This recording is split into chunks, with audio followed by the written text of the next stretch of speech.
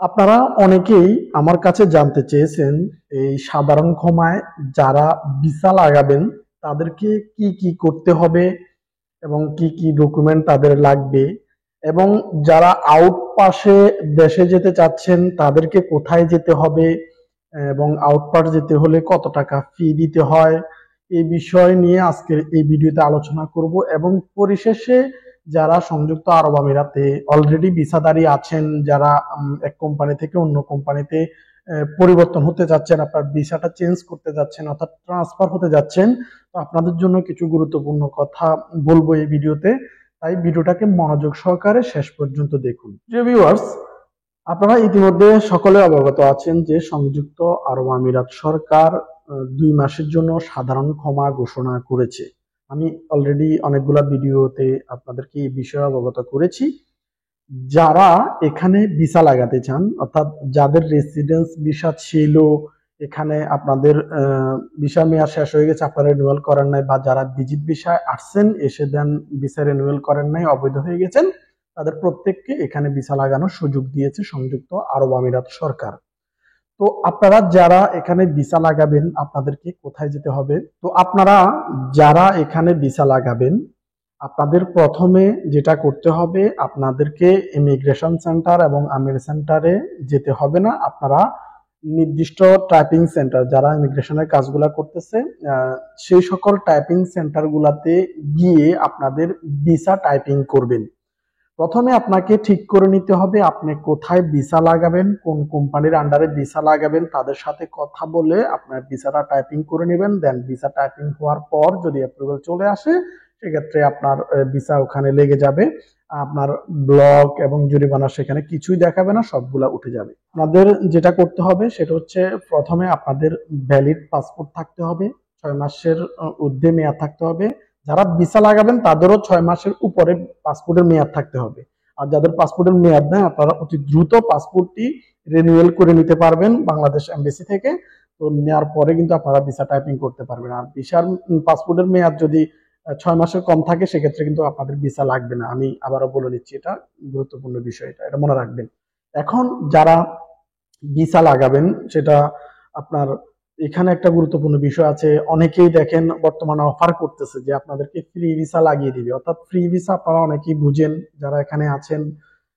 আপনার একজন ব্যক্তির আন্ডারে, একটা লাইসেন্সের আন্ডারে আপনাকে ভিসা লাগা দিবে, আপনাকে কাজ খুঁজে নিতে হবে, তারা আইডি কার্ড পর্যন্ত আপনাকে দিয়ে দিবে, ব্যাস তাদের কাজ শেষ। তো এই দেখেন আপনারা যারা অলরেডি এখানে আছেন তারা এই বিষয়ে অবগত আছেন যে ফ্রি ভিসা লাগালে কি কি পরিস্থিতি, কিভাবে সমস্যা হতে পারে বা আপনাদের ভালো হবে কিনা। যারা ভালো টাকা ইনকাম করতে পারতেছেন বা আপনার কাজ আছে আপনার কাছে, তো সেক্ষেত্রে আমি বলবো আপনারা লাগাতে পারেন। যেহেতু আপনারা এখানে অনেক বছর আছেন, অনেকের সাথে পরিচয় আছে, আপনার কাজ আছে, আপনি কাজ জানেন, তো আপনারা ফ্রি ভিসা লাগিয়ে এখানে থাকতে পারেন। আর নয়তো বা যদি কোম্পানিতে ভিসা না লাগাতে পারেন, যদি তাহলে আপনারা দেশে চলে যেতে পারবেন, সমস্যা নাই। যখন ভিসা স্বাভাবিক হবে সরাসরি আপনারা কোম্পানির বিষয়ে আসতে পারবেন। আর কোম্পানিতে ভিসা লাগালে অনেকগুলো সুযোগ সুবিধা পাওয়া যায় সেখানে। এটা নিয়ে বিস্তারিত আমার ভিডিও আছে, তো আপনারাও জানেন যারা এখানে পুরাতন অনেক দিন আছেন। আর যারা ফ্রি ভিসা লাগাবেন, তো আমি বলবো যে ভেবে চিনতে, যে আপনার কাজ জানেন কিনা বা আপনার কাজ আছে কিনা, থাকলে আপনারা ফ্রি ভিসা লাগাবেন। কারণ ফ্রি ভিসা লাগাতে আপনার অনেকগুলো টাকা নেবে, তারা 7,000 8,000 টাকা দিয়ে আপনাদেরকে ফ্রি ভিসাটা লাগিয়ে দিবে। দেন আপনার রুম ভাড়া, খাওয়া খরচ, আরো আদার্স অনেকগুলো খরচ আপনাকে দিতে হবে।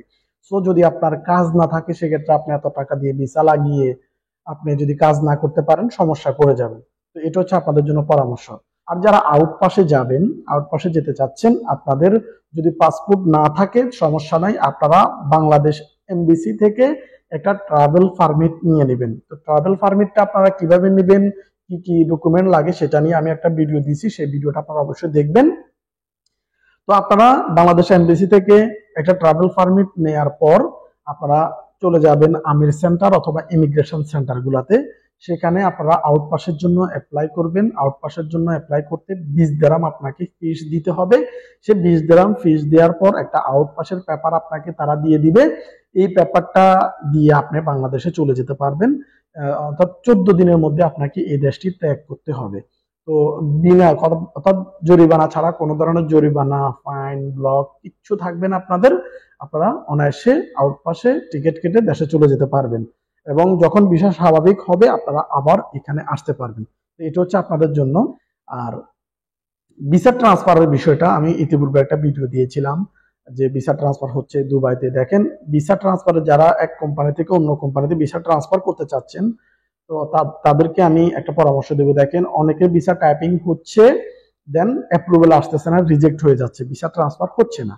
তো আপনারা যারা এখন বর্তমানে যে কোম্পানিতে আছেন এভাবে থাকেন, যখন সবকিছু স্বাভাবিক হয়ে যাবে, সবকিছু নর্মাল হয়ে যাবে, বাংলাদেশের ভিসা স্বাভাবিক হয়ে যাবে, তখন আপনারা চাইলে কোম্পানি পরিবর্তন করতে পারবেন। তো এখন যদি আপনারা হুট করে আপনার বর্তমান কোম্পানি থেকে ক্যান্সেল নিয়ে আপনারা অন্য কোম্পানিতে ভিসা লাগাতে যান, যদি ভিসা না লাগে সেক্ষেত্রে আপনারা সমস্যায় পড়ে যাবেন, কারণ অনেকগুলা রিজেক্ট আসতেছে, আমরা যতটুকু দেখেছি রিজেক্ট আসতেছে।